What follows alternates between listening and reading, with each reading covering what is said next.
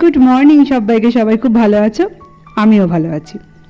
এখন বাজে সকাল 6টা, আর 6টা থেকে আমি আমার ব্লগটা শুরু করলাম। আর আশা করি আজকে ব্লগটা তোমাদের ভালো লাগতে পারে।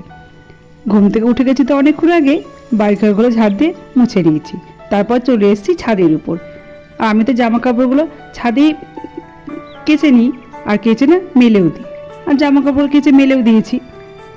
আর প্রতিদিনই ভাবি না ছাদটাকে ঝাড় দিব, কিন্তু না, যা গরম পড়েছে আর যা রোদের তাপ, সেই জন্য আর পারি না। তো ভাবলাম আজকে ছাদটা ঝাড় দিব। আর এই দেখো কত জামা কাপড় কেচেছি, কেচে মেলেও দিয়েছি। আর এখন ছাদটা ভালো করে ঝাড় দিয়ে নিচ্ছি। এত বড় ছাদ প্রতিদিন তো আর ঝাড় দেওয়া সম্ভব হয় না, তো মাঝে মাঝে ছাদটা ঝাড় দিই, না হলে ছাদটা নোংরা হয়ে যায়। আর আমার সোনামা আবার বিকেলবেলা করে ছাদে এসে একটু খেলা করে, আর সেই জন্য এখন ছাদটা ভালো করে ঝাড় দিয়ে নিচ্ছি। আর ছাদটা ঝাড় দেওয়া হয়ে গেলে আমি স্নান করে পুজো করে নেব। আর এই দেখো আমার ছাদটা ঝাড় দেওয়া হয়ে গেল।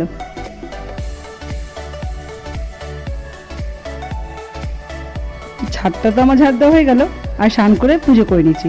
আর পুজো করে চলে এলাম রান্নাঘরে। আর এখন না আমি মোচার ঘন্ট করছি। মোচা, লাউ, বাঁধাকপি এগুলো যখন রান্না করি না, আমি আগের দিনই কেটে রেখে দিই। নাহলে না সকালবেলা কেটে রান্না করলে অনেক দেরি হয়ে যায়, সেই জন্য আমি আগের দিনই কেটে রেখে দিই। আর মোচার ঘন্টটা আমি একটু বাদাম দিয়ে করছি। আর এই দেখো তাড়াতাড়ি করে মোচার ঘন্টটা করে নিচ্ছি।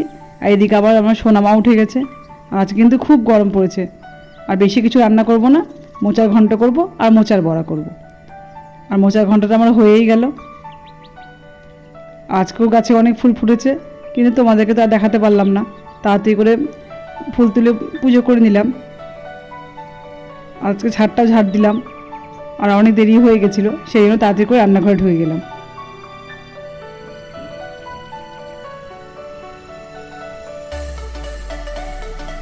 মোচার ঘন্ট তো আমার করা হয়ে গেল।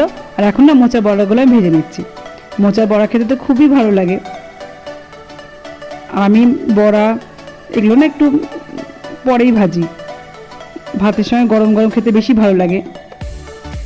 আর আজকে কিছু রান্না করব না, মাছ, ডাল, চাটনি সব ফ্রিজে রাখা আছে, ভাত খাওয়ার সময় সব গরম করে নিই। আর আমি কিন্তু মোচার বড়ার মধ্যে না পেঁয়াজ কুচি, লঙ্কা কুচি দিয়ে দিয়েছি। আমি কিন্তু মোচার বড়ার মধ্যে পেঁয়াজ দিই।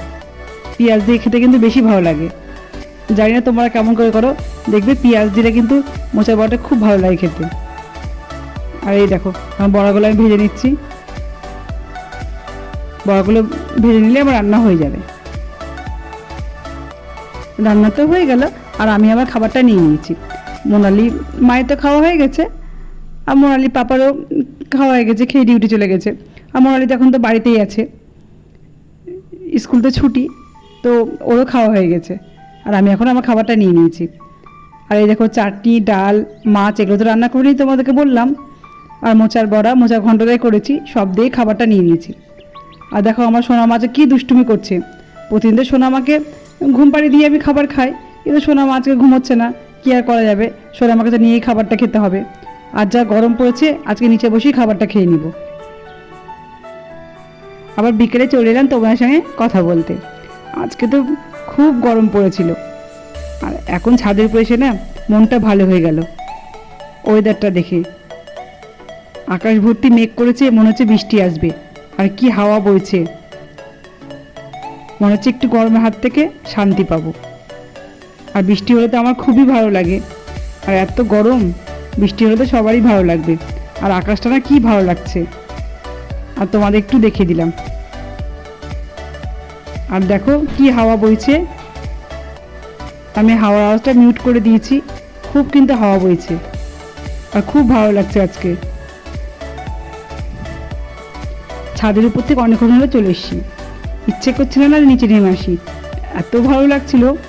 আর কি সুন্দর হাওয়া বইছে, কিন্তু কি আর করা যায় বলো, কাজ তো করতে হবে। এই সময় সন্ধ্যাটাও দিয়ে দিয়েছি, আর এখন একটু গরম গরম মালপোয়া ভেজে নিচ্ছি। এরকম বৃষ্টির দিনে কিন্তু মালপোয়া, সিঙ্গারা, মুড়ি, চপমুড়ি খেতে খেতে খুবই ভালো লাগে। আর এখন একটু চা বানিয়ে নেবো, চায়ের সঙ্গে না খেয়ে নেবো। আর মোনালি পাবো আজকে তাড়াতাড়ি ডিউটি থেকে চলে এসছে। আর এই দেখো এখন মালপোয়াগুলো ভেজে নিচ্ছি। আর এতক্ষণ ধৈর্য ধরে যারা আমার ভিডিওটা দেখছো, প্লিজ আমার ভিডিওতে কিন্তু লাইকটা করে দিও। আর ভিডিওটা আমার কেমন লাগছে তোমরা কিন্তু অবশ্যই কমেন্ট করে জানাবে। আর যারা নতুন বন্ধু আমার পরিবারে এসছো, আমার চ্যানেলটি কিন্তু সাবস্ক্রাইব করে দিয়ে আমার পাশে থেকে যেতে পারো। আর আমিও ঠিক সময় মতো তোমাদের পাশে চলে যাব। তা আমার মালপোয়াটা তো ভাজা হয়েই গেল। আমার তো মালপোয়াগুলো ভাজা হয়ে গেল, আর আমি চাও করে নিয়েছি। বিকেলবেলা করে আমাকে কার জন্য চা করতে হয় তোমরা কিন্তু শুনলে অবাক হয়ে যাবে। দাঁড়াও, তোমাদেরকে বলছি। বিকেলবেলা করে কিন্তু আমার সোনা মায়ের জন্য আমাকে চা করতে হয়। সোনা মা ঘুম থেকে উঠেই বলবে, মা চা করো, মা চা করো। আর এই দেখো কি সুন্দর করে কাপে চাটা নিয়ে খাচ্ছে, আর হাত দিয়েও আমাকে দেখাচ্ছে, মা চাটা খুব টেস্টি হয়েছে। দুধ দিলে কিন্তু এরকম করে আমার সোনা মা খাবে না। আর কি সুন্দর করে 2 হাত দিয়ে দেখো কাপটা ধরে চা খাচ্ছে। সকালবেলা করে বায়না করতে পারে না, সোনা মা যখন ঘুমিয়ে থাকে তখন আমরা চা খেয়ে নিই। কিন্তু বিকেলবেলা করে সোনা মাকে লুকিয়ে চা করতে পারি না।